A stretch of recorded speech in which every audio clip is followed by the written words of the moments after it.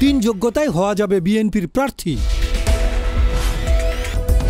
নির্বাচন কমিশনের তফসিল ঘোষণার পর থেকেই নির্বাচন কেন্দ্রিক সব কার্যক্রম আনুষ্ঠানিকভাবে শুরু হবে বলে বিএনপির একাধিক সূত্র জানিয়েছে। এ লক্ষ্যকে সামনে রেখে এগুচ্ছে বিএনপি।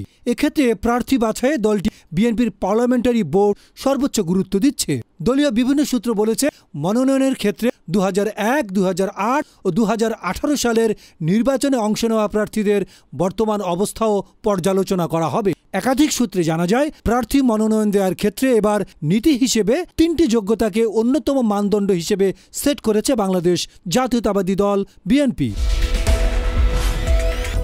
এগুলো হলো প্রথমত গণতন্ত্র পুনরুদ্ধারের লড়াই সংগ্রামে দেশ ও দলের যে প্রার্থী সবচেয়ে বেশি ত্যাগ স্বীকার করেছেন। দ্বিতীয়ত, যিনি সততার পরীক্ষায় উত্তীর্ণ এবং এলাকার জনগণের কাছে একজন ভালো মানুষ হিসেবে সুপরিচিত। এবং তৃতীয়ত হলো ভোটের রাজনীতিতে যিনি তার নির্বাচনী এলাকায় বেশি জনপ্রিয়। বিএনপির একাধিক কেন্দ্রীয় নেতা জানিয়েছে, মনোনয়ন দেওয়ার ক্ষেত্রে তরুণ প্রার্থীরা অগ্রাধিকার পেতে পারেন। আবার দলের বৃহত্তর স্বার্থের কথা বিবেচনা করে নবীন প্রবীণের চমৎকার সমন্বয় ঘটিয়ে প্রার্থী তালিকা দেবে এবারের বিএনপি। ডেস্ক রিপোর্ট, গণমানুষের আওয়াজ।